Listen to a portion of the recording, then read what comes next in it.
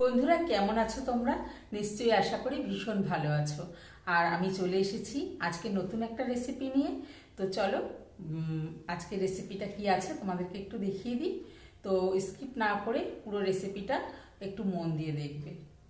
বন্ধুরা, সিম তো আমরা সকলেই খাই, কিন্তু সিম দিয়ে এরকম একটা রেসিপি করে অনেকেই খাই না। তো চলো, আজকে আমি সিম বাটা রেসিপি, কত দুর্দান্ত সুন্দর একটা রেসিপি হয়।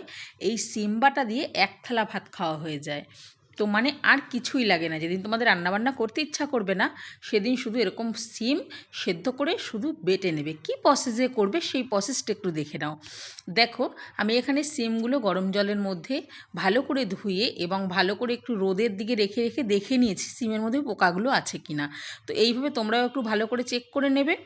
আর যদি তা না করো, তাহলে মাঝখান থেকে সিমগুলো ফাটিয়েও নিতে পারো, দেখে নিতে পারো ভেতরটা।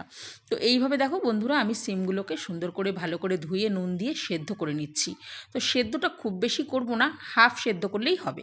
তো দেখো আমার সেদ্ধ হয়ে গেছে। এবার আমি এটাকে জল ঝরিয়ে নেব। আমি সিমের মধ্যে কিন্তু নুন অবশ্যই দিয়ে দিয়েছি, কারণ কাঁচা নুন খাওয়া কিন্তু স্বাস্থ্যের পক্ষে একেবারেই ক্ষতিকর।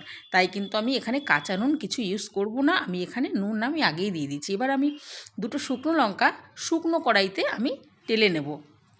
হয়ে গেল নেওয়া। এবার আমি কড়াইতে দিয়ে দিলাম সামান্য একটু তেল। এবার দিয়ে দেবো এখানে 4-5 কোয়া রসুন। রসুনটাকে ভালো করে লাল করে ভেজে নেব।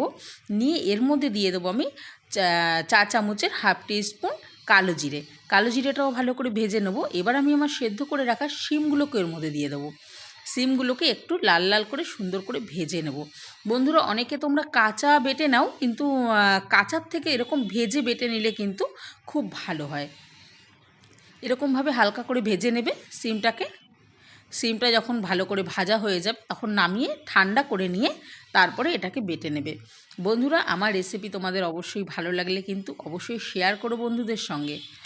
আর অবশ্যই কিন্তু আমার চ্যানেলটিকে সাবস্ক্রাইব করে দিও। এরকম নতুন নতুন দুর্দান্ত রেসিপি পাওয়ার জন্য আমি তোমাদের অনেক রকম, আর তোমাদের যদি কোনো রেসিপি জানার থাকে, অবশ্যই আমাকে কমেন্ট বক্সে কিন্তু কমেন্ট করবে। তো আমি অবশ্যই দেখানোর চেষ্টা করব। দেখো, আমি এবার বেটে নিয়েছি সিমটাকে। এবার এই বাটা সিমটাকে আমি আবার একটু কড়াইতে দিয়ে ভালো করে শুকনো শুকনো করে নেড়ে নেব। ব্যাস, আমার হয়ে গেল সিম বাটা। তো বন্ধুরা, আজকের রান্না তোমাদের কেমন লাগলো কমেন্ট করে অবশ্যই জানাতে ভুলো না। আর ভালো লাগলে একটা লাইক করে দিও। আর বন্ধুদের সঙ্গে অবশ্যই কিন্তু ভিডিওটি শেয়ার করে দিও।